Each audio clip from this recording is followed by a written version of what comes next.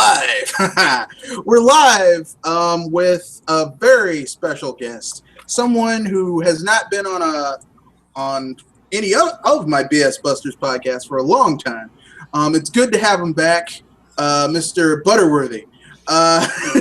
Introduce yourself, Butterworthy. What's up, guys? Jamie Butterworth here, and excited to talk about this topic, which I've been very close to for the past year. Yeah. He has been the go-to Gamergate guy. I would have covered it earlier for my public, but unfortunately, I just to be honest with you, it was someone else's baby, and I didn't want to step into it because I didn't have the right amount of research and stuff to do with it to really be able to speak on it in any type of deeper meaning. But I recently started reading, watching some of those feminist frequency videos, and after I took some nerve pills because my right eye was ticking, and reading some tweets from some people who call themselves allies to minorities, women, and people of color in gaming, I decided, you know what, I think it's time for me to step into that particular argument. So I decided to get an expert, someone who really knew their stuff, if you will, and that's Butterworth right here, Mr. Jamie Butterworth. So first, we have to get down to, exactly to lay out the parameters. What is Gamergate? Gamergate, at its core, is basically the fight for ethics in gaming journalism, particularly. Because, as we all know, for quite a while, the gaming journalists have been shit. And at this point, they're all pretty much bloggers that are calling themselves journalists, that have, their lives and their coverage intertwined around all these people that they have relationships with, that they've slept with, that they're roommates with, that they've contributed to their Patreons, the whole nine. And then, of course, they end up giving them favorable coverage, or they promote their work more, so on and so forth. And this happens in a lot of sites, actually. There's actually, if you're looking to get more information on the whole journalism ethics and gaming thing, check out deepfreeze.it. It was actually a site that was set up by a Gamergate supporter that highlights ethics breaches by these quote-unquote journalists in the gaming industry. So that will give you a ton of information. But that's the basics. That's the brass tacks of it. Is just the fight for proper ethics and what's the word I'm looking for? Transparency. Ethics and transparency, and that's the main things in gaming journalism. Well, I'm surprised. I thought that, if I was a journalist and a woman who made a game slept with me, I should be giving it high scores. I'm just saying that's the ethical, because I want to keep on hitting that. Of course, I'm being facetious, y'all. But this is this is something that happened. This really did happen. I'm not going to name names, but it actually happened. Because, people say, oh, well, he didn't give her any positive reviews when she slept with him. Well, but he got his friends to do it. Well, no. Here's the thing. This particular incident we're talking about, which is Nathan Grayson is the one here, he actually did give her positive coverage. That's what the accusation was positive coverage, and that did happen. Not only that, but we found out sometime later his name is actually in the credits of her damn game, and he was covering it. So that was one of the first big lessons of impropriety we saw. One of the first big examples of impropriety we saw in the gaming industry. Well, I'm not gonna say one of the first, but basically was the one that tipped off Gamergate. In general, it kind of started the whole ball rolling. Yeah, but they've been doing this for years. They've been in bed. I don't mean in some cases literally in bed, but right. I mean they've been well, this is my friend, and I'm going to give. And here's the thing. Look, I understand that when you're first starting a business, hell, my parents loaned me a lot of money to start my business on top of the bank lending me money. People, I knew people that gave me some help, hand up, but at a certain point, this industry has reached an age where you should start doing things on your own, under your own volition. Yeah. You know, I just, you know, and some of this stuff, I mean, at least if you're going to do that, you should at least be honest with it. Like, hey, I know so-and-so, you know, and therefore so-and-so can't review my game because I know so-and-so. That would be kind of, you know, that's too many hands in one pot. Mm-hmm. Exactly. So now that we know what Gamergate is, I guess we can talk about its offshoot or its ally in this fight for media transparency and some ethics in video game journalism. Notyourshield. Mm-hmm. What is that? That was someone who joined. Oh. he joined. Are you cool with that, or No, I'm fine. Okay, yeah, cool. Okay, so what is Notyourshield? All right, Notyourshield basically is kind of a sister hashtag or sister movement to Gamergate, which is in all fairness kind of become its own thing altogether. Mm-hmm. Because the thing about Notyourshield is it were people that stood up and were like, look, I'm tired of you denying my existence. I'm tired of you using my race or my gender as a shield for your, soft bigotry for the things you're saying. Because, when Gamergate first started, it was like, oh, all these white, neck-bearded basement dwellers, they all just want women out of gaming. That was like the accusation. But meanwhile, all the people that were like raising a fuss and having a problem with it were all over the spectrum. Black people, Asian, women, everything, everywhere. And the funny thing was, during those early days, and some of it still pops up on Twitter, like either referencing or being retweeted from back then, there was a lot of racism by the SJWs, and it was crazy. Yeah, because it's so hypocritical. Because there were people like, oh, you're just a white man with a random Asian lady avatar. You talk like you're American. You don't talk like you're Asian at all. Like, so one particular thing that just still makes me laugh to this day is this Asian girl that posted a picture, like, referencing the guy's name with this obviously pissed off look on her face, and she's like, "What? How should I be typing, white man? Should I be talking right with this? Should I be talking right Asian? She love you long time." Exactly. I'm not saying that's not funny. It's funny that you have people who are like, it's kind of like how, and I can say this because I are a minority in America. Like people like, you should really, I'm fighting for you. It's like, no, you're not. I'm glad that you're aware of it, Right. but,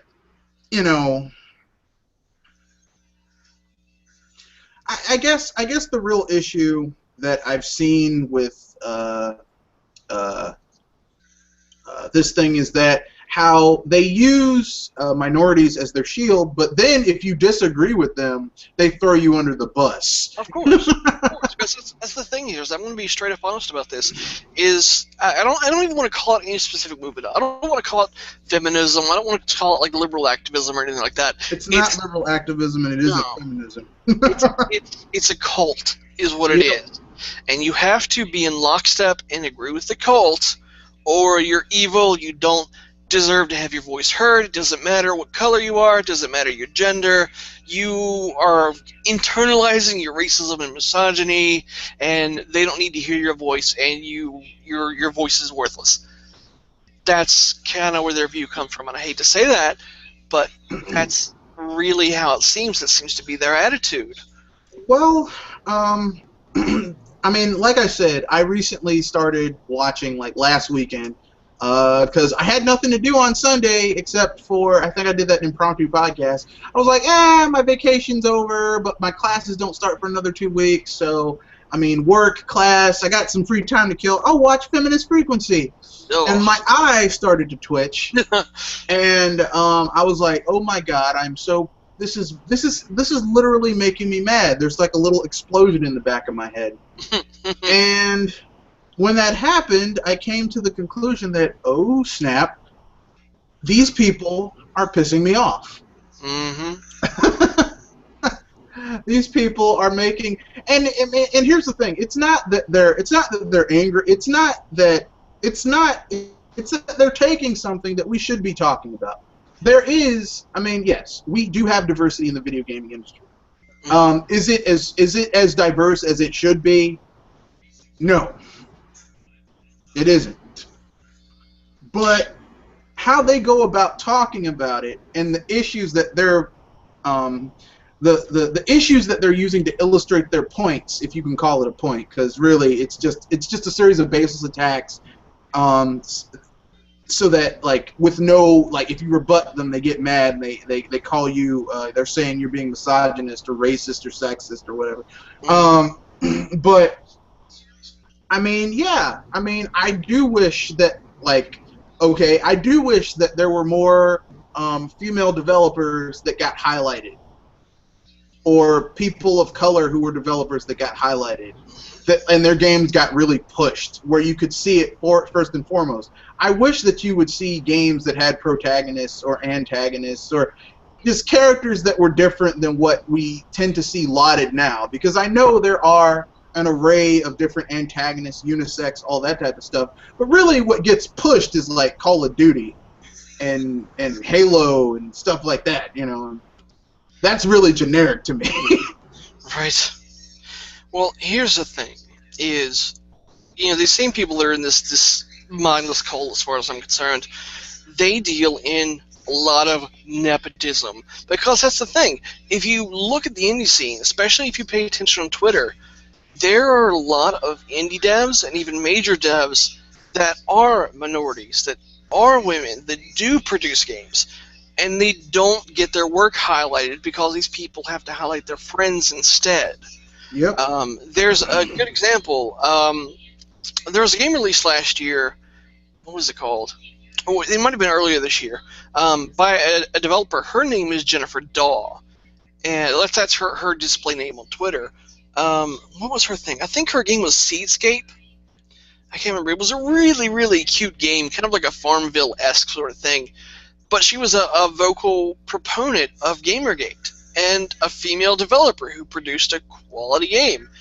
But as soon as her game hit greenlight, all these people in this cult were like, no, she's a Gamergater. Vote her game down. Don't buy her game. Don't support it. Don't support it.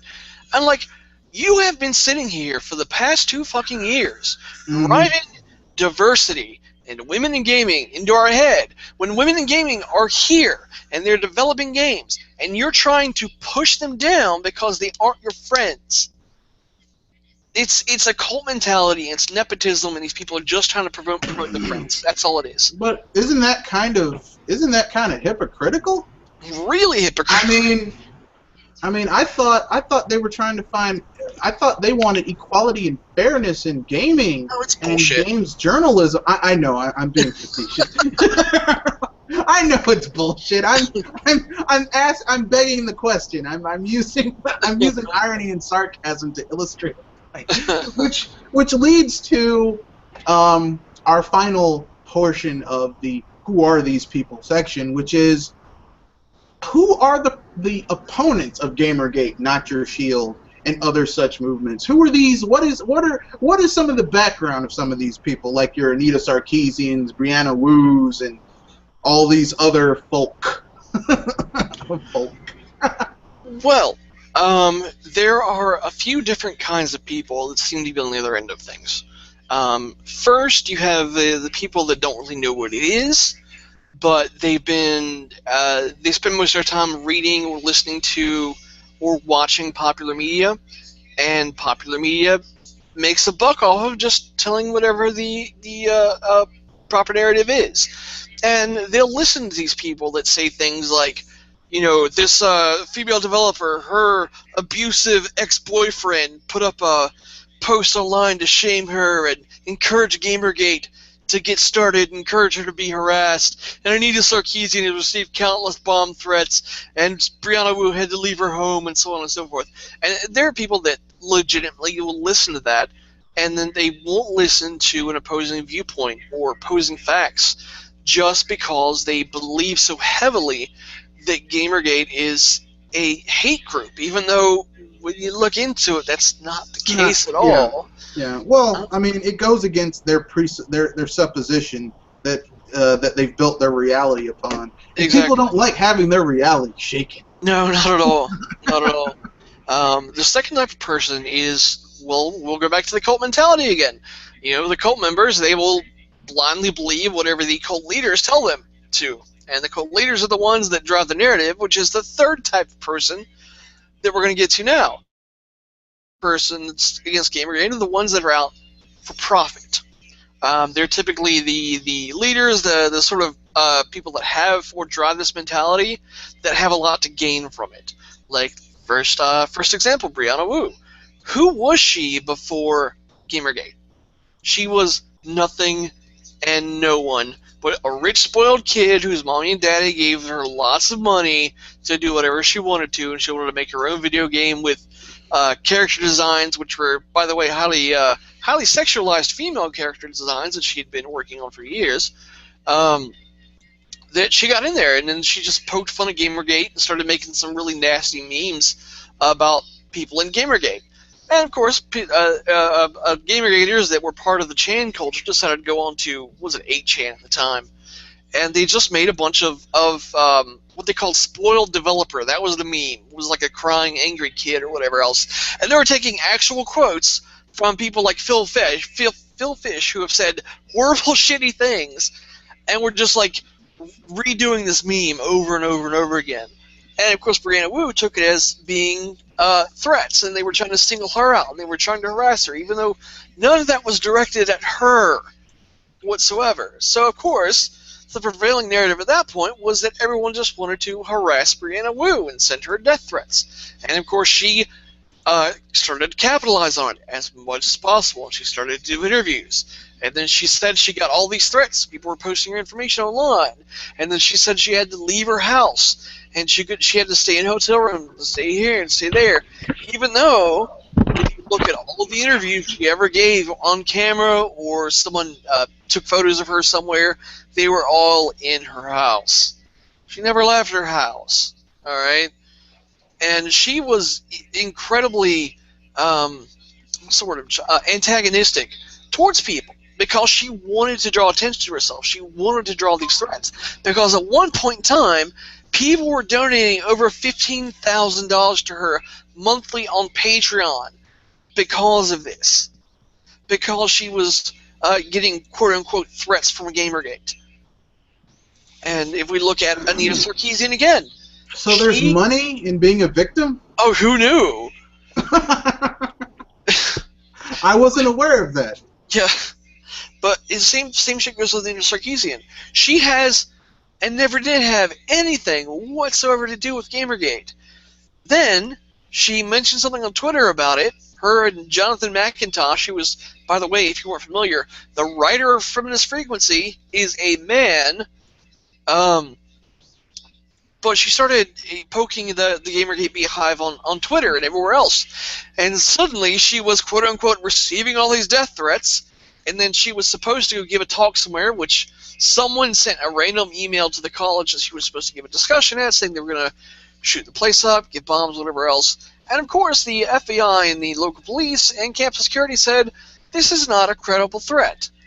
But she canceled her talk anyway. And the reason she actually canceled her talk there was because they refused to alter their policy for concealed carry in Utah at this college specifically for her. So she decided to cancel it under the veil of, all these threats which were not credible. And what happened in the wake of that? People donated over $400,000 to Feminist Frequency. Okay? This isn't tinfoil hat stuff. This is all legitimate data you can go look at. It was actually part of the data released by Anita Sarkeesian regarding the Feminist Frequency nonprofit information from last year, which they still don't release the proper nonprofit information, which is legally required by 501(c). Well, here's the thing I will contribute to Anita Sarkeesian.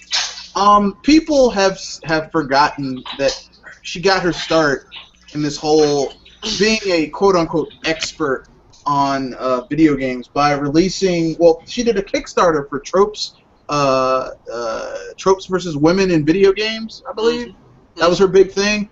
And she literally, first of all, the footage that she used were like either public domain footage or someone else's footage that they did.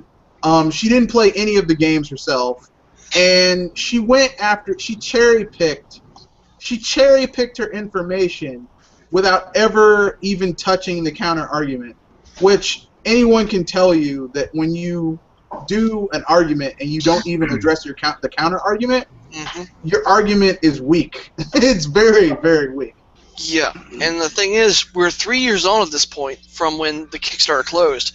She hasn't delivered half her videos, and none of the Kickstarter backer rewards either. Wow. Well, so, I mean, if you're waiting for that, you're... you better keep it gullible. Yeah, don't hold your breath. Yeah, so I mean, she, as far as I'm concerned, this woman is a complete fraud. She's a scam artist. Yeah, she's a scam artist. Absolutely. In like every... Sorry for being late, guys. Yeah, ever since the word, she's a scam artist. So I mean, I don't even understand how people can defend her. I mean, I understand if you're looking at her actual content and not her or her organization and saying, well, she has some points. I understand that. Okay, and she does have the occasional point. But I'd say that only about 20% of what she says has points.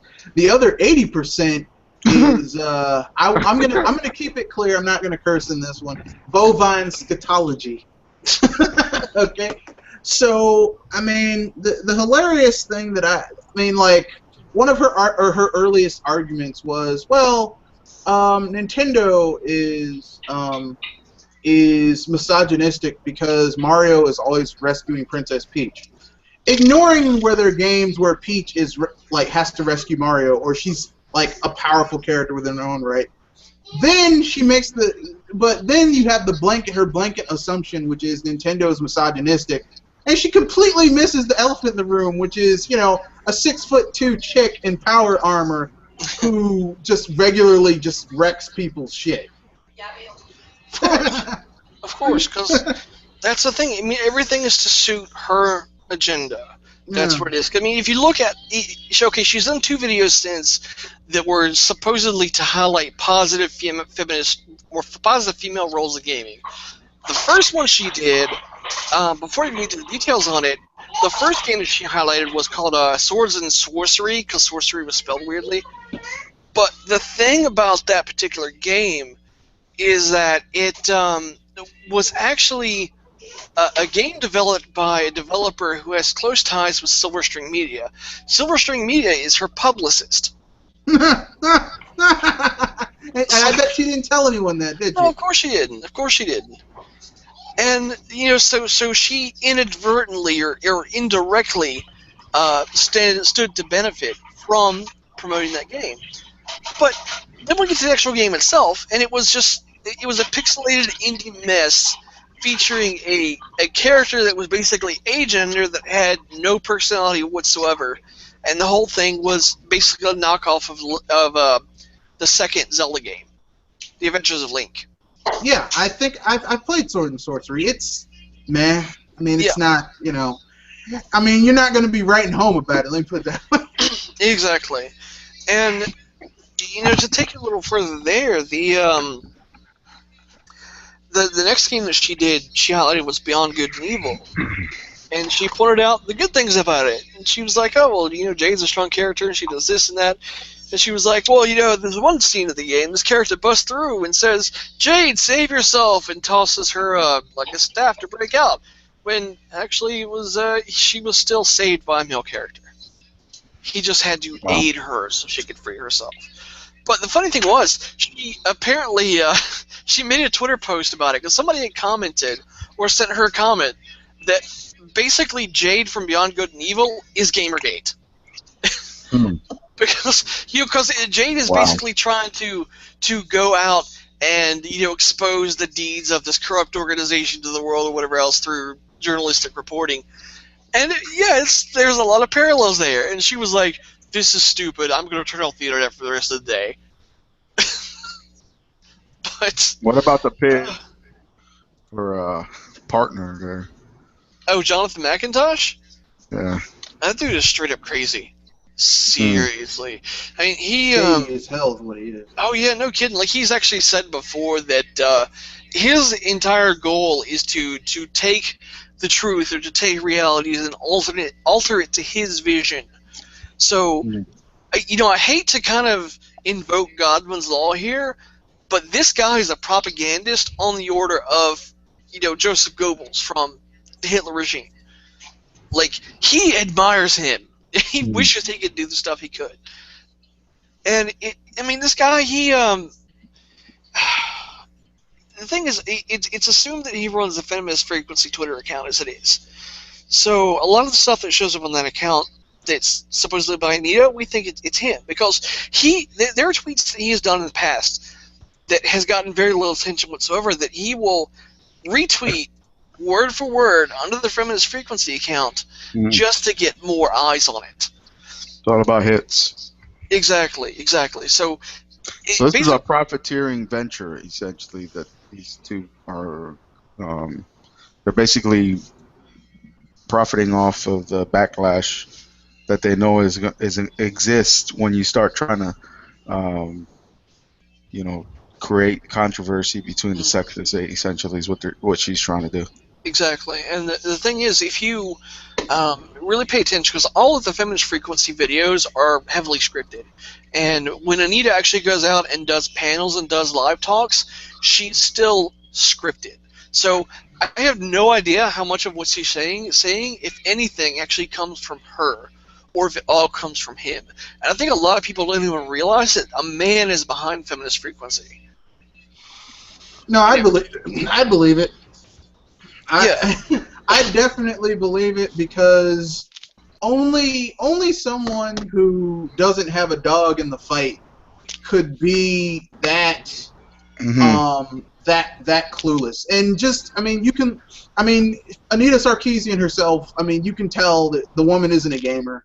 Because if she was, like, some of the shit that she says on her show and her little vlogs or whatever, like, a gamer wouldn't say that. Like, a gamer would know enough of the history to be like, no, I wouldn't say that. So, only someone That's not true, Mr. Red Fox. There's a lot of YouTubers out there that claim they're gamers, and all they do is start a channel just to create controversies to gain hits. And it's essentially the same tactic that she's deploying. Yeah, but she's making a lot more money off of it than those guys are, because they're just trying to get hits, which eventually will lead to money. But she's literally found out a way to hack the system and get money out of it. It's amazing. Well, that is true, but there are some gamers that are very savvy, or so-called gamers that are very savvy that use their financial situation to gain profit, to gain financial wealth and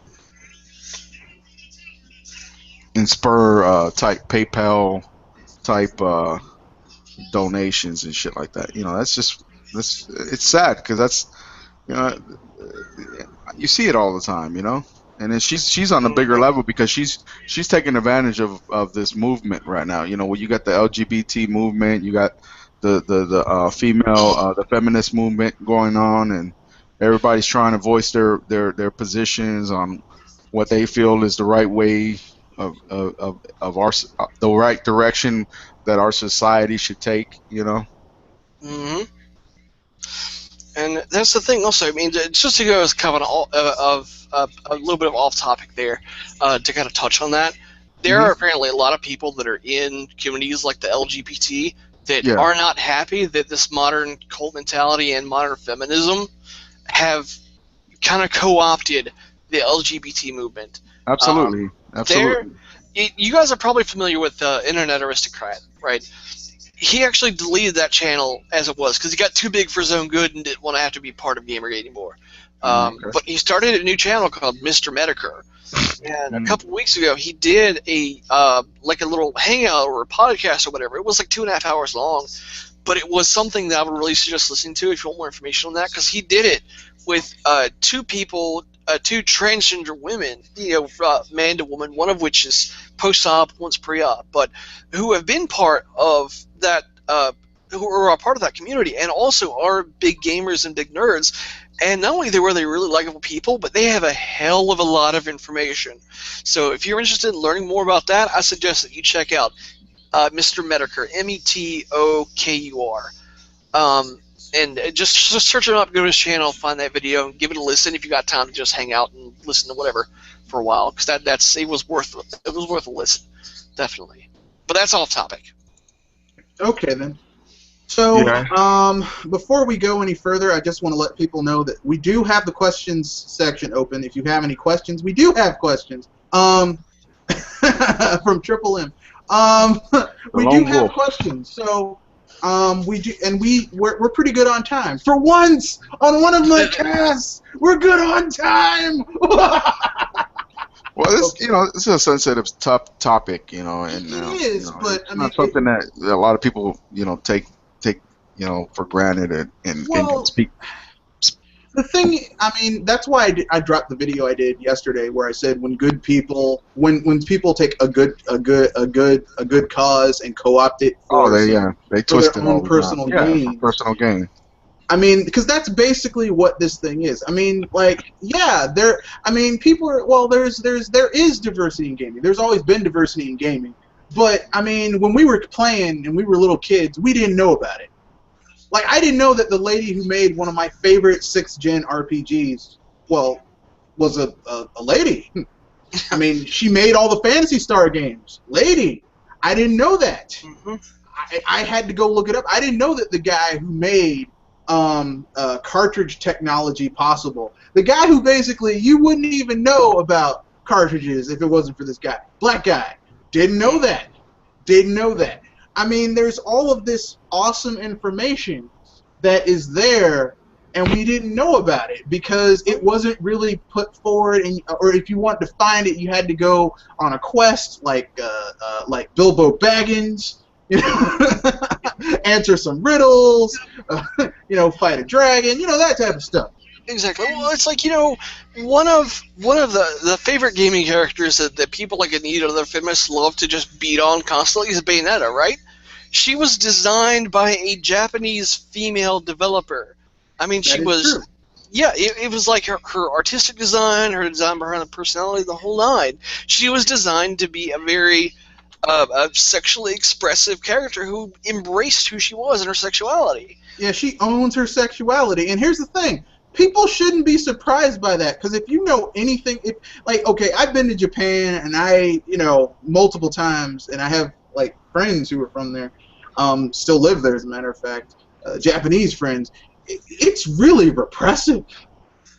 It's really weird. I'm not surprised you had a female, a Japanese woman make a character who could do what Japanese women, it's kind of not really appropriate for a proper Japanese woman to own her sexuality. So, I'm not really surprised. When I heard about it, I'm like, yeah, that makes sense. But according to certain people, she's bad. She's not bad for... She's a bad role model. Yeah, whatever. Yeah, forget those people. She breaks the narrative, and these people just don't like that at all.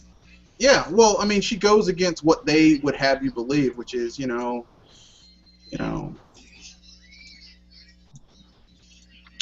the narrative that they want people to believe, which is bullshit. Which leads to our first question. Any of you remember about female soldiers finally introduced / playable in COD or close to that? Social justice warriors went crazy because now they can be shot in the head. Hey, for your information, at least one of the Rainbow Six games has playable female characters. Trying to stay on this topic, she's trying to point out she's trying to point out a discrepancy between the male protagonist and the female protagonist, where the male protagonist is this big bulk, respectable, a badass who doesn't have to be sexually revealing, and the female protagonists or female characters that play major roles in video games have to be these damsel in distress type females where most of them have to, be in revealing articles or clothing, and and she doesn't appreciate that because she's a feminist, right? Hmm. Have you seen that Horizon demo? The Horizon demo with from Guerrilla Games Oh yeah, I saw that. with Yeah. the female protagonist. Hmm. Sony didn't believe in that. They didn't believe in a female protagonist to lead that type of game. I mean, Hmm. that massive game.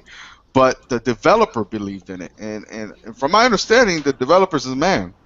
I don't think he's trying to over sexualize that character or treat that character any or degrade the value of that character by putting that character in revealing clothing, right?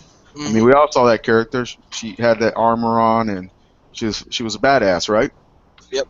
Respectable. Essentially, what she's trying to do is trying to group gamers or game development into that group of, well, it's over sexualized,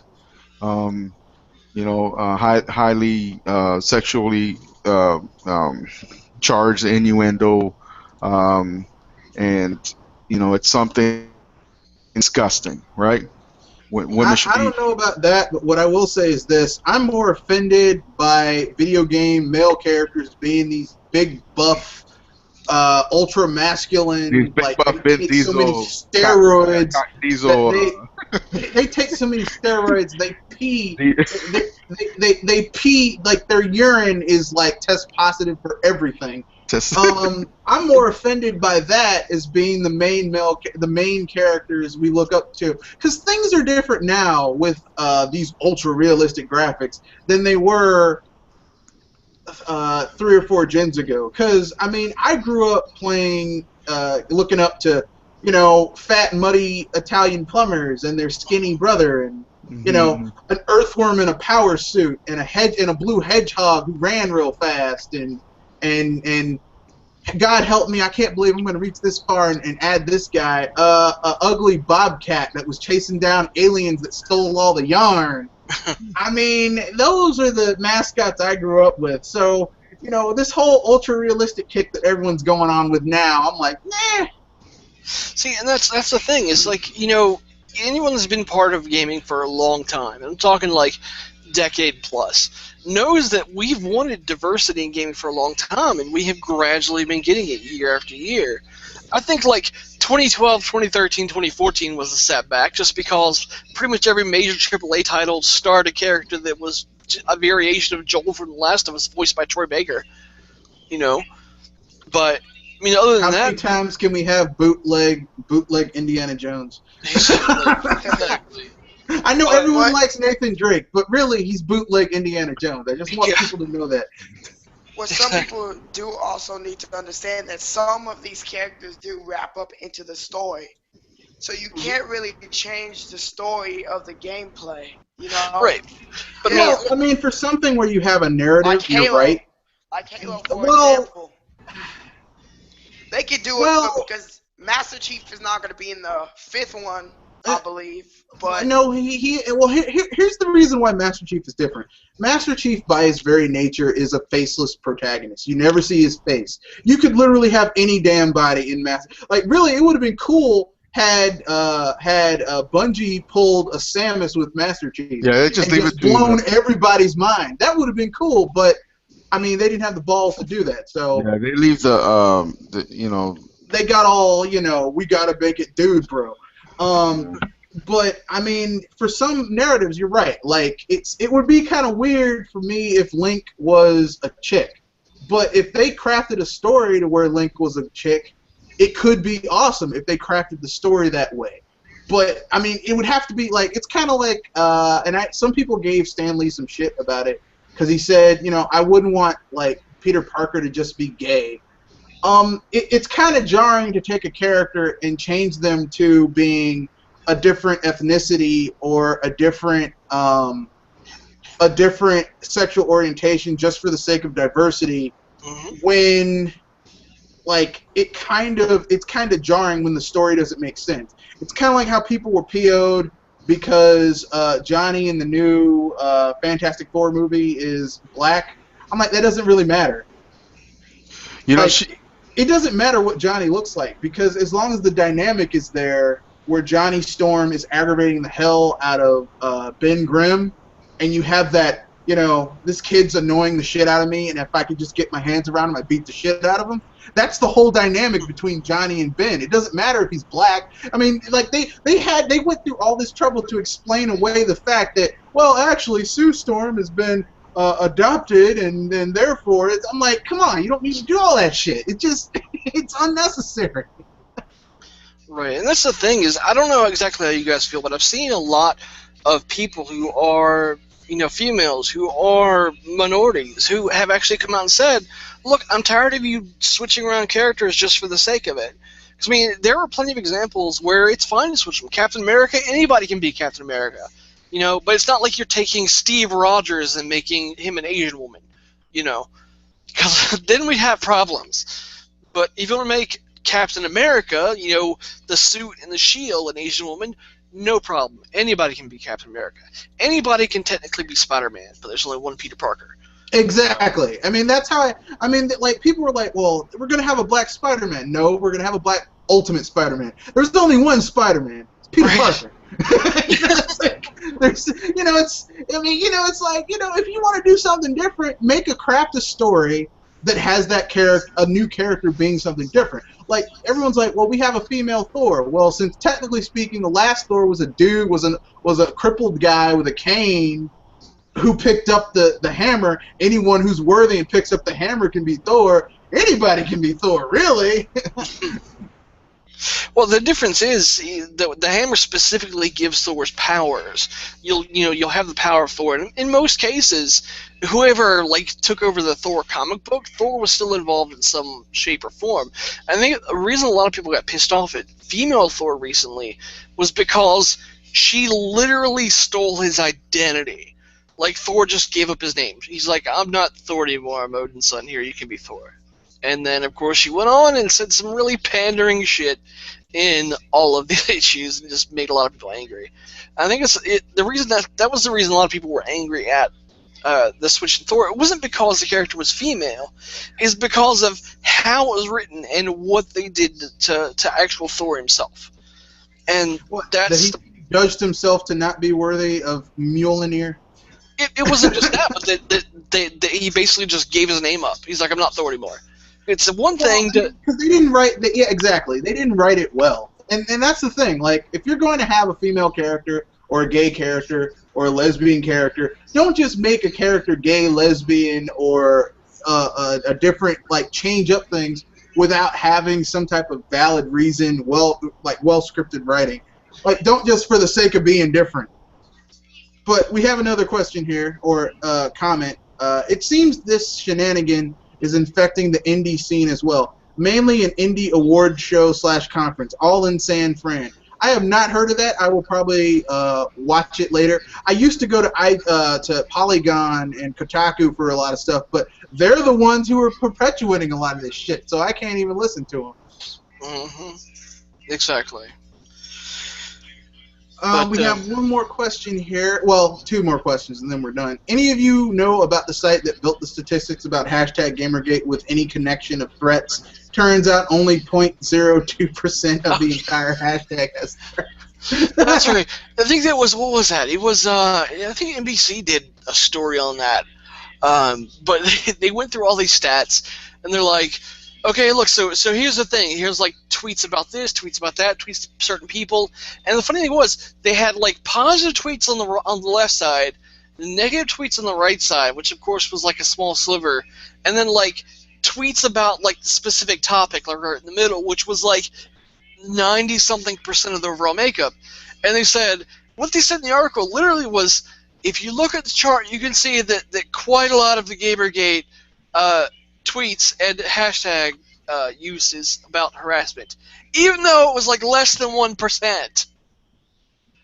And the funny thing is, it's a hashtag. Anyone anonymously can use it. I mean, let me give you a great example here. Okay, so I'm gonna mention She Who Shall Not Be Named, which is Zoe Quinn. All right, so you guys remember before Smash Brothers for 3DS came out, and then Nintendo was sending out like a limited number of demo codes to get it, right? Yeah. There were people on Twitter giving out codes here or there, or retweet this, or follow whatever else, and someone went on there and said, if you tweet out, I'm going to kill you, Zoe Quinn, and use the Gamergate hashtag, I'll give you a free code.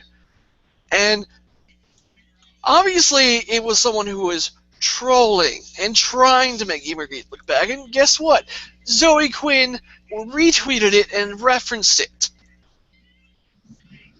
So, I mean, this is what we've been dealing with the whole time. People that are third parties or part of the anti-Gamergate crew specifically trying to make Gamergate look as bad as possible.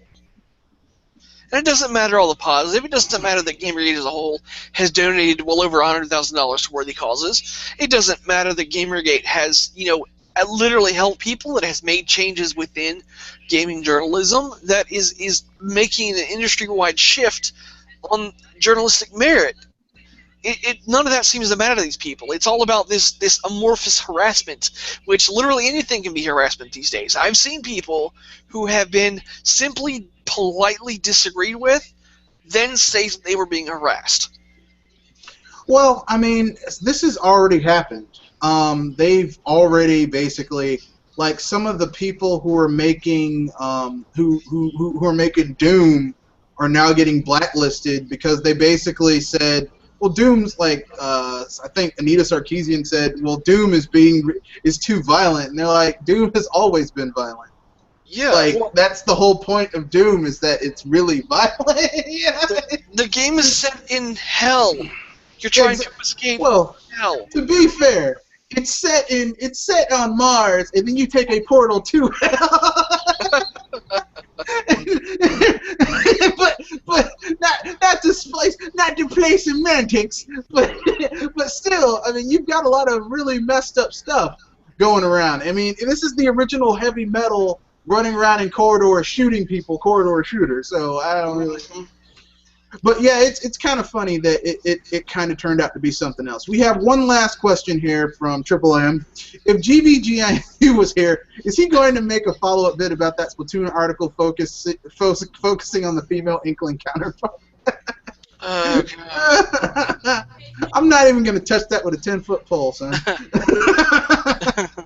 And that brings us to the end of our questions for this video. I guess I had budgeted 7:30 to 8:30, but we got started a little bit earlier, but we're still only 45 minutes in. I mean, if you want to keep going, if you have more questions and more things you want to talk about, have at it.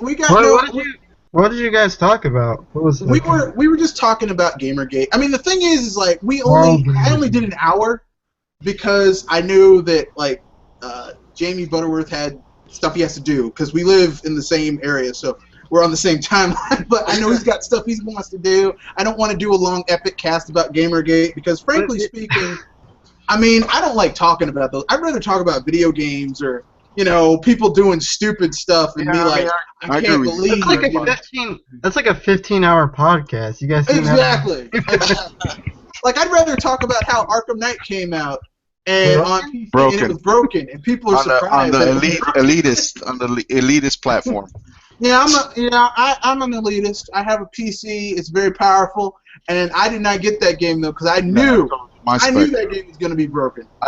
Wasn't I mentioning this in the other cast? I was saying something to the fact that, hey, it doesn't matter what kind of power you have. I mean, regardless of how powerful your PC is, if the optimization is not there when the title releases, if you don't have the drivers that support it for your graphics card, and then you don't have the latest NVIDIA physics, and then if you don't have if the game hasn't been updated or optimized for gotta have two GTX Titans with SLI or Crossfire or whatever you like to use. It doesn't. I was listening to someone and they were like, well, I mean, Rocksteady was given a budget to make this game. A big ass budget. When they got a budget. And here's the thing, this is Warner Brothers. So Warner Brothers really kept their budget under control. probably skimped on it a little bit, and then they went to a cheap studio and said, "We need you to port this game in 3 months." Mm-hmm. And they weren't even upfront about that. And you know, and here's the thing, because I'm gonna rail on gamers for a second here, because look, Arkham Asylum was garbage on the PC port. Arkham City was garbage for the PC port. Arkham Origins was pretty much garbage on every system. Every system, yep. And then why did they buy this expecting it not to be garbage when the precedent is that it's garbage? That's what I was saying. Warner Brothers is not going to update it. Once they get enough sales to the point where they feel like, okay, Warner Brothers is going to do something, because a lot of people bought that game on Steam, and Steam has refunds, just like Bethesda. Look, Steam, one of the best. I know a lot of people hate Steam, but you know what? One of the best things they did, refunds. The thing about gamers is they suffer from Stockholm syndrome. I mean, you can be violated by Square Enix over and over again. They announced the Final Fantasy VII remake. It's like, oh, Square Enix is the greatest again. Well, that's not even the most damning. That Final Fantasy 13 that came over to the Steam platform. Yeah. On your PC, we have to talk about that game. Seriously. I'm being facetious, dude. It is the worst, one of the worst.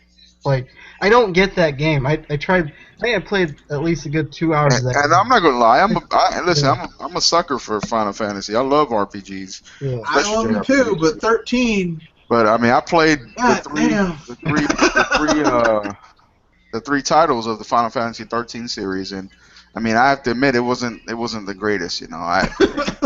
Falsi, the Lassie. But it was the best graphics that Square Enix ever achieved. Yeah. RPGs. But here's the problem. It's the Square most Enix realistic. RPGs after the NES have always had great. Squaresoft RPGs have always had great graphics. Yeah. For their generation, they've always had great graphics. So really, you shouldn't be measuring the Square Enix or Squaresoft RPG by graphics. You should say what's under the hood, and what's under the hood after Hironobu Sakaguchi and all the people that made those awesome games we grew up playing left. And look, there is nothing under the hood. There's some rocks and a bag of in a box of 7-day-old pizza. It's a brain drain. It drained. Well, I hate to break news to Butterworthy. Unfortunately, I have some bad news to give you. If you haven't already heard, the guy who's making Final Fantasy VII Remake is Tetsuya Nomura. He's the guy who made Final Fantasy 13, 1, 2, and 3. And oh shit! He also said we're going to have a more realistic battle system. All right. Stop right there. Shut your dirty mouth, all right? Holy shit! When I heard that, because here's the thing, I'm not like overhyped on Final Fantasy VII, but I'm still gonna get it. But when he said that, I mean, I'm gonna get a little real for you. My butt clenched. It was like, oh shit. But Red, I mean, what did you expect Square to do? What did you expect Square to do? I mean, the guy didn't have anything to do. They took him off the next project.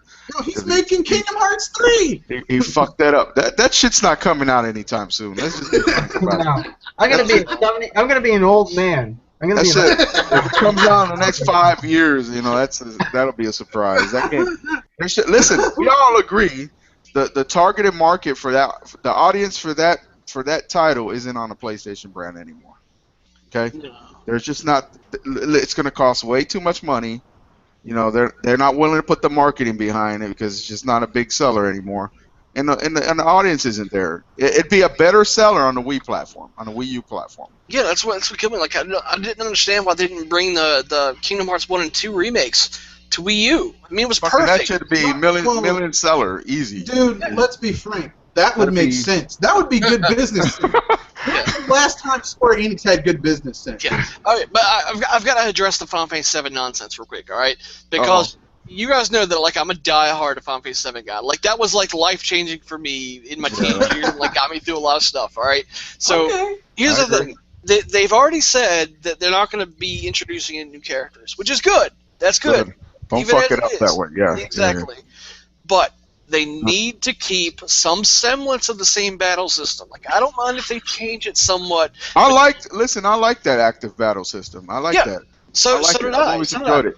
So It was did I. like it was like a couple steps above what the Final Fantasy VI battle system it was the introduced. active time battle system. It was the exact same thing, except now it's in 3D. That's the only difference, and there's nothing wrong with that. Look, I love the active time battle system. I hate real time battle systems in JRPGs. Yeah. Okay, I don't like it. I do not like it. I just, for some reason, it just really, I'm like, but, you know, this one with that battle system, that punished you for making the wrong decision. You know. Because that's what active time battle says. Because you have to think what you do before you commit to it. You can't just, button mash or, I got this. Yeah. Yeah, and that's the thing, as long as, I'm expecting them to make some changes to it, but as long as they don't monkey with it too much, as long as they don't try and make it like an action RPG, and as long as they still have the awesome materia system. They're gonna try to appease the mass sheep audience. Oh god, if they There's do only that. one thing they can do to fix that game for me. Get rid of the full motion video. They don't even have to stop Eris from dying. Real-time cutscene. The sign says, okay, wait a second. If Eris, who, spoiler alert, is built to be a healer in Final Fantasy VII, she's like, I'm a healer. I will keep you alive in these battles. There should be a warning that says, hey, this person, you might want to unequip her with your materia. Yeah.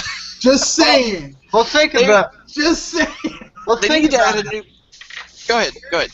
Square Enix is carrying childhood memories, teenage memories on their back. Yep. Do you really believe Square Enix can measure up to the Squaresoft of yesteryear? Oh, hell no. That's not even a question. Right now, we're just hoping, if it's disappointing, that it isn't too bad of a disappointment. Yeah. Listen, if they release it in 2017, that'll be 20 years, right? Man, they haven't even started making that game. I know, but I'm just saying. Let's just say they do. Let's just say they're going for 20 years. Look, they just took the engine. They're like, we got to do something, and they just did two. They just did. They're gonna use the Final Fantasy 13 engine. They put too much money behind the Crystalis engine. Yeah, they got to make some money off of that shit. Make some money off of it.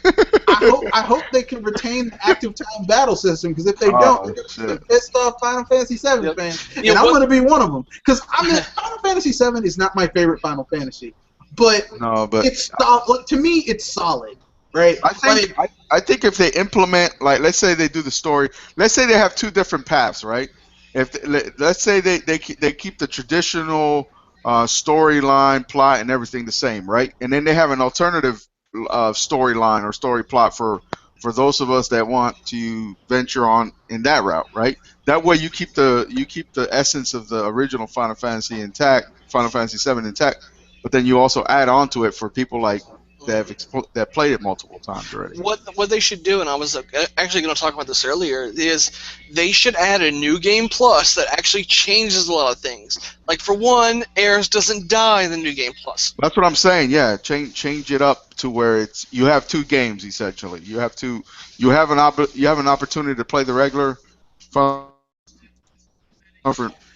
just a different story like this. Please don't kill my healer. That was the moment in Final Fantasy VII where I just said, F this game. Or maybe they give you an opportunity to save her. Where they killed my healer. I was like, save her or something. You can't kill my healer. That's why Cloud cried at the end of the game, because he was like, no! I cried when that happened because they killed my healer. Look, listen. Anybody who plays RPGs knows who your most important member of your party is your healer. Okay, and then I had to rebuild my entire party from the ground up, and re-graze my materia, because Hironobu Sakaguchi got the good idea to kill my healer.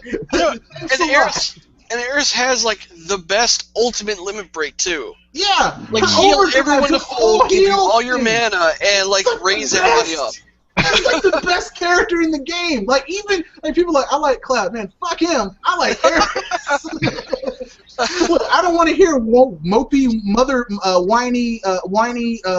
I've got these two hot girls who want to go with me, but I'm going to sit here and complain and whine. Okay, yeah. But I'm not going to talk about that. I'm going to talk about my favorite 6th gen RPG that I stack against Final Fantasy VII, and in many ways, in my opinion, it surpasses it. It was made by the lady who made 4 Phantasy Stars, and each one got progressively better. But then she outdid herself with her 5th RPG. What am I talking about, y'all? Skies of Arcadia. Oh. Yeah, I played the GameCube updated version. Skies of Arcadia Legends is even better, but Skies of Arcadia on the Dreamcast has the better soundtrack because it's stereo, not mono. The GameCube was mono, which makes that's no because sense. it had a small disc there, Mr. Red Fox. You gotta give that. All I'm gonna say is this: Skies of Arcadia was. I mean, like it's like Skies of Arcadia. The whole game is just them kind of shitting on Final Fantasy VII. Like you go to Valua and it's like a shitty place. It's like they're trying to do parallels, but like shit on Final Fantasy VII. It's just a really good game. It was a good game. Another series I enjoyed was the Baten Kato series, Baten Kato, whatever they call it, Kaitos. Yeah, that series. They should revive that series. I love that game. The card battling system where you had to form your decks to. Well, you gotta talk to. If you want to do that, you gotta talk to Namco Bandai. Yeah. No, I think it's Monolith Soft. Namco Bandai. You sure? Even though Monolith Soft made it. Oh, they own the franchise? Yeah, Namco Bandai owns the franchise, but Nintendo published it. Yeah, and I'm a sucker for anything with card battling, like literally. Yeah, me too, man. I love that. Except the second Baten Kaitos was kind of like they kind of dumbed it down. I think they with the first one they ran out of some of the ideas for part 2, but I mean it was overall I think that was an epic series towards the end of the GameCube era, but I love that fucking series. I was surprised they published it in North America towards the end of the GameCube. Well, the GameCube had made a decent amount of money, and Nintendo was like, well, shoot, man. I mean, it was at that point where they could experiment a bit. So, Baten Kaitos. Baten Kaitos, by the way, everyone says the voice acting is terrible. They had the voice acting didn't bother me. And it had one of the best twists at the end, like in the middle of the game that you've ever. Yeah. You didn't see that shit. That's all. The antagonist. He reminded me of Kefka. Who Gelderblame? The Emperor? That guy reminded me of Kefka.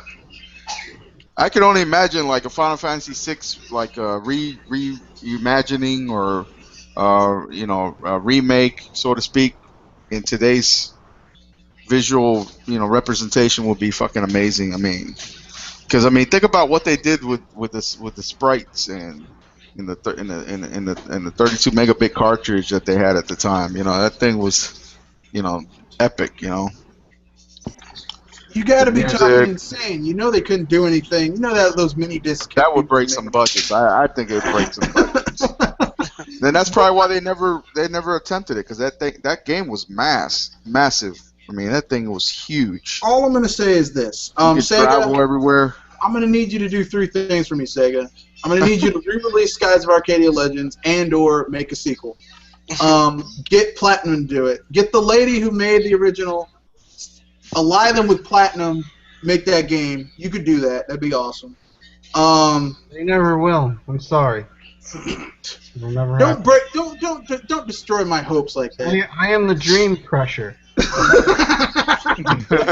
Skies of Arcadia is my Final Fantasy VII. Chrono Trigger's mine. No. There's nothing that you can compare to Chrono Trigger. Chrono Trigger is its own, it's the best 16-bit RPG ever, and arguably the best RPG ever made. Okay. But in terms of like 3D RPGs, my 3D RPG that really kind of made me just like, oh my god, this game was Skies of Arcadia Legends. I'm sorry, but I'm not a graphics whore or anything. Like, I can look at an old SNES game and be like, oh man, that looks great. Like Chrono Trigger or the Super Mario remakes that they did on the Super Nintendo. I have such a hard time looking at Final Fantasy VII. That's such a hard game. Well, it didn't age well. I mean, polygons don't age well, but I mean, like, there's a lot of things in that game that really kind of stand up, like the chocobo breeding. Who here bred chocobo so they got the golden chocobo? Yeah, Aside from me. I bred chocobos like it was going out of style. Yeah, yeah. I did it all so that I could get a golden chocobo. I did that. I admit I have a problem. I actually grinded until I could beat the optional materia bosses and the Atma and the escaped Atma thing, so I could get that sweet equipment. Yeah. I remember specifically that there was an area that you had to have a golden chocobo to get to, where all the enemies you fought gave you like no experience, but a stupid amount of materia growth. So like you would just go there and you would grind for hours and you would like max out all of your materia no matter what it was. What game is that? Exactly. Final Fantasy VII. Yep. Oh, okay. I mean, I did that. Like I mean, like when I played a Final Fantasy game, especially during the 16-bit, 8-bit, 16-bit, and I want to say because the PlayStation was a 32-bit system, 32-bit era, I was totally into it all the way up to 10. 10 broke me. 10 broke my spirit of Final Fantasy. 10. Oh, Final Fantasy X. Oh, such a. No, 10 broke my spirit, not just because I hated Titus, but because I basically like in order to get like one of the best weapons for Lulu, you have to go into this desert that has these lightning strikes, and you have to press the X button to dodge the lightning, and you have to do it 999 times. And I messed up 3 times after getting it up to 800 something. And I had to restart again. In that game, I finally did it to get her best weapon. But my God, oh Jesus. I hate Final Fantasy X. Yeah, Like, I picked up the remake on PlayStation 3 last year, and I played Same here. I played it for like 10 hours because I hadn't played it before. And I was like, yeah, it's okay. But I was like, you know, why is Bender talking to me with a Caribbean accent constantly? You know, it had a lot of recognizable voice actors for me, but I mean, overall, the gameplay and the story and the characters just seemed kind of dull. Yeah, it wasn't. It was amateur. Is what you're trying to say. It seemed like Yuna should have been more of the main character than Titus. Titus is just sort of a backdrop character that you had to play as. I disagree. They should have had the main character of that game should have been Auron, because he was one of the coolest characters in the game. Yeah. And Titus should have been like the sidekick for Auron, and then like, but I mean I don't know why they made like Titus the main character, because in times past you could make any character your main character in a Final Fantasy game. Like in Final Fantasy 2, or sorry, 4 on the SNES, you could make if you wanted to go with Cecil, which was a stupid name. That's like the stupidest name for a main character ever. You could go with the twins. You could go with Yang. Well, until Yang died, but I mean, you know, he was cool while he was there. I mean, Final Fantasy V, you had 5 playable characters, one of whom died, but his granddaughter took his place. Final Fantasy VI, I mean, you had all of these protagonists. Wasn't the voice actor for Titus also the voice actor for Ratchet? Or am I wrong? Because they sound similar. No, because Ratchet, I never wanted to punch Ratchet in the face. I'm going to find out right now. IMDb.com. If that is true, I'm telling you something. They spent some bad money on voice actors. That's all I gotta say. If that's true, I hope they didn't. I really hope they didn't. Sometimes it's just the voice direction, or just a bad script. No matter how good the voice actors are, you can't.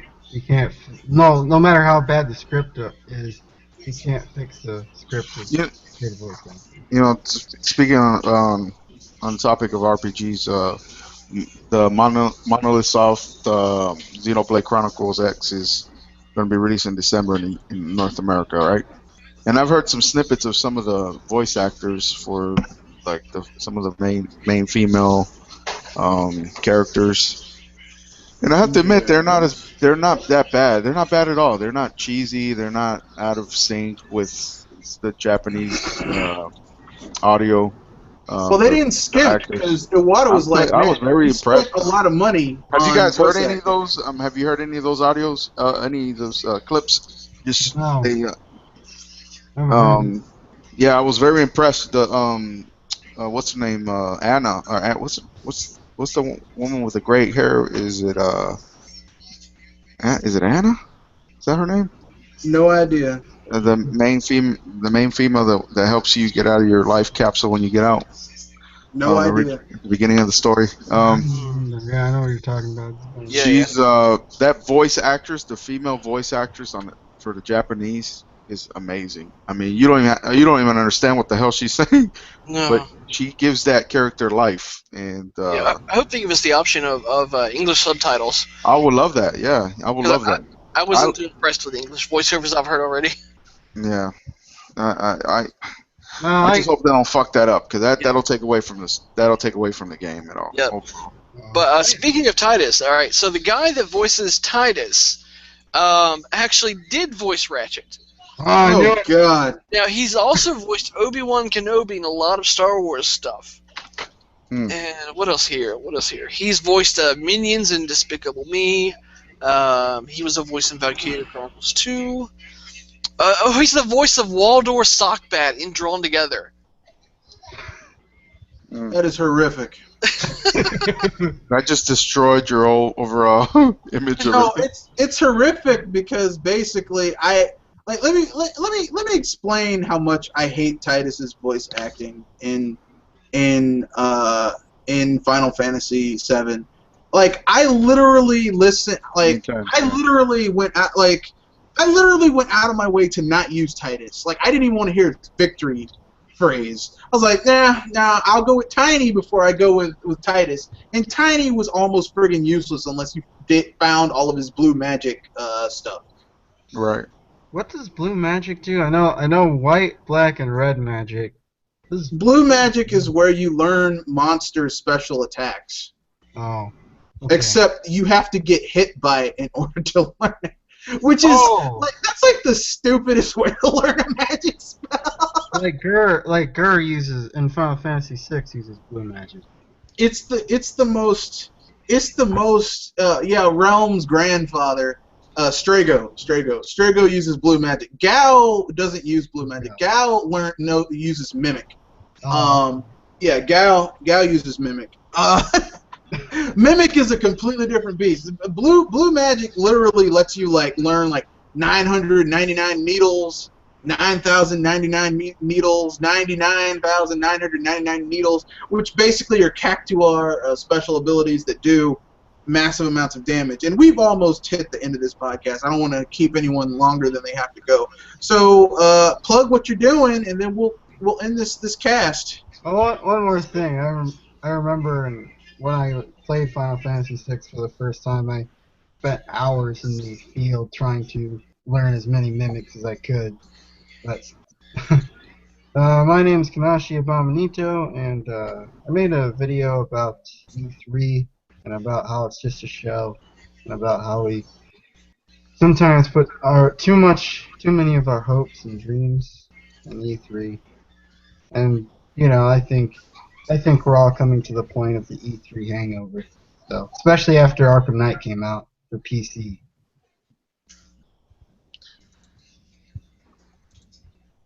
All right, Poppy 2K. Yes. Sorry, I was a little bit late. Learned quite a bit from Jamie on this whole Anita Sarkeesian Gamergate bullshit. I haven't really kept up with it too much, but I'm familiar with it. Overall, good topic for discussion, and I'll look forward to the next one. All right. Okay, Team Everything, are you there? Yes. Give your sign out and plug what you're doing next. I'm probably most likely going to do a video because if anybody doesn't know, Splatoon has hit 1 million Uh-oh. units. Shots Everybody fired. did it. Yeah. So I'm probably gonna do a video on that, and I hope everybody enjoyed this cast, and hope to be in next time. You know, And I hope everybody enjoys himself. Mr. Red Fox, real quick on that topic, just before we end this. I haven't seen any videos coming out talking about it on the Splatoon million Yeah, I'm seller. gonna do a video today breaking down the sales numbers and how much Nintendo made off of that thing. How about breaking down the fanboys that argued that because they didn't have voice chat? Well, I mean, I'm gonna Take don't them back worry. to the shed, Look, Mr. the Red video Fox. is coming. Take The them out to video the is shed. the video is coming today. Don't worry about it. You'll get it. We'll talk about it. All I'm gonna say is this: Splatoon was a budget title. They did not spend. I don't think they spent over. I think they spent between $5 to $10 million to make that game. Yeah, but exactly. I digress. Let me add on to that real quick before I give my sign out. All right. Yeah. Here's the thing about. I know I've been tearing down gamers today, but like I have a reason. All right. Here's the thing about gamers is we are a hypocritical lot. Yeah, absolutely. Right? Absolutely. You know, I personally will stand. ADHD. I personally will stand by my convictions, as you all saw on a video I made last year when I was pissed off at Ubisoft, and I deleted everything Ubisoft from my system on camera. But if you're going to continue to rail on a game and be angry about this and angry about that, and you bitch about this on social media and you make videos about it, don't buy it, because if you buy it, you ruin your own credibility. Yeah, absolutely. All right? Yeah, they're the first ones like doing an unboxing and shit, telling the whole world they just got a game. Yeah, I don't want Call of Duty Black Ops 3. I think it's going to be an awful game. Oh, here's my unboxing. There should be a video against that there. What do you think, Jamie? Yeah. All right, guys. Give your sign out, Mr. Butterworthy, and then I'll give mine, and then we can all go home. All right. It's been fun. I actually enjoyed sitting and chatting about all the Gamergate stuff, because I really don't do it that often. Because I've actually backed off a little bit. But if you're looking for more information on Gamergate, there are two sites that I really recommend to you. One is Gamergate.me, and the other one is deepfreeze.it. Both have a wealth of information all over everything about it, and it all focuses on ethics and journalism, which is what people swear up and down it's not about. So anyway, I've been Jamie Butterworth. Check out my channel, Butterworthy. I just put a video yesterday. I was gonna put one up tonight, but I'm hungry. Need to fix dinner. It's too late, so maybe tomorrow. So okay, all right, cool. All right, this is Mr. Red Fox, the man who has not taken any BS since 1991, a.k.a. the man who is also crazy like a fox. And like I said, I'm doing a video today, probably upload it later on tonight, about breaking down the sales of Splatoon selling 1 million, but also telling you how much money Nintendo made off of it just in the last 3 weeks, so 21 days. So wow. yeah, look forward to that, and that's it. Just that stuff coming up. This Saturday is, I think it might be an Epic Cast, but not as long as last Saturday's Epic Cast with John Lucas, Poppy2K. We'll be talking about the games industry crash of the 80s and compare it to what conditions are like right now. Absolutely, that'd be great. So, yeah, you guys should listen to that. It's going to be really good. So, with that being said, good night.